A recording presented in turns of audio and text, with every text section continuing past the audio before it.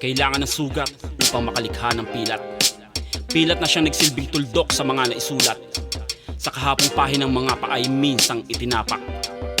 Konkretong testimonyang batay kung paano namuhay. Mga sandaling itim na lang ang kilalang kulay. Karimlan ng itinuring na patnubay at bangungutang siyang naging aking pinakamatalik na kaibigan. Walang pinagkaiba, maging araw man kahit gabi, happy sa'y di madama. Labi lagi ay may ngiti, walang pagmamadali. Nasa palad ko ang oras, kayang pigilan kahit pa ang pagdating ng bukas. Kapangyarihang di kayang ibigay ng realidad. Narating ang ulap na di na kailangan pang lumipad. Nilipat sa syudad ang gusali mula sa laot. Bitukay na busog kasaganahan may maramot. Dinakot ko ang pag-asa, binuksan ng katatagan. Isinali ng galak pa ulit-ulit na karanasan. Ito ang naging larawan ng kanlungan para sa akin. Paraiso na inakala ko na di kayang lisanin. Panahong halos lamunin na ng kumunoy. May bumulong, padyak lamang, sige langoy.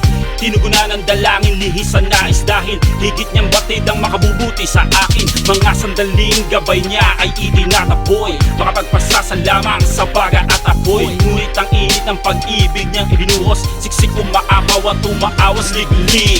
Nagpadaos-dos sa bawat sulok. Sumama sa kawalan, naglahong parang usok. Suot sa buong kalamnan at isipan, maghapong ninanamnam. Walang puot inggit ni panaghiling, manhid na sa lahat ng klase ng negatibo kontento. Habang sa aking isip ay kontrolado ang anumang elemento. Umaayon ng mga bagay batay sa mga itinidikta. Nasisilayan at hanggang kumalay pinipinta. Pinaparan na isip pa, atensyon ng amati na di na din inisip na kung meron bang nag-aalala. Alam ko sa sarili ko talos ang maliwas to. Linyang anas, tinig ahas, walang dapat ikalito. Tuloy ang siklo, lahat ng mga aktibidades. Nakasanayang biyahe, paglanghap na walang makapapares. Pinanghawakan ng lahat ng yon sa araw-araw. Ngunit mula pagkakaimbi, sa putik ay nagising. Panahong halos lamunin na ng kumunoy. May bumulong, padyak lamang, sige langoy.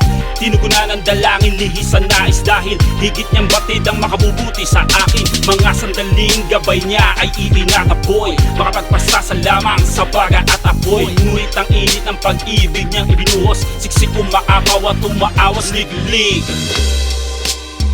Sapagkat ang bawat humihingi ay makatatanggap. Ang mga naghahanap ay makasusumpong. At ang sino mang kumakatok ay pagbubuksan. Buhat sa napakahabang kabanata ng kadiliman ay dumungaw ang pinakanatatanging bukang liwayway. Nadamaan na kapapasong silahis, tinubok ang naging dungis at muling hinagkaan na walang kondisyon. Layunin ng rason kung ba't nandito, sala sa labid man ng direksyon, ngunit may gantimpala sa dulo. Ipinaubaya ang lahat sa kanyang plano, itinimbad ko ang sarili para sa isang panibagong pagkatao. Tinayo sa pagkakalumpo, pinatatag ang mga paa, muling nakasilay sa kanyang haplos sa mga mata. Nadugtungan ng hanging hinihinga, salamat po Ama sa aking liyag at mga bunga. Panahong halos lamunin na ng kumunoy. May bumulong, padyak lamang, sige langoy.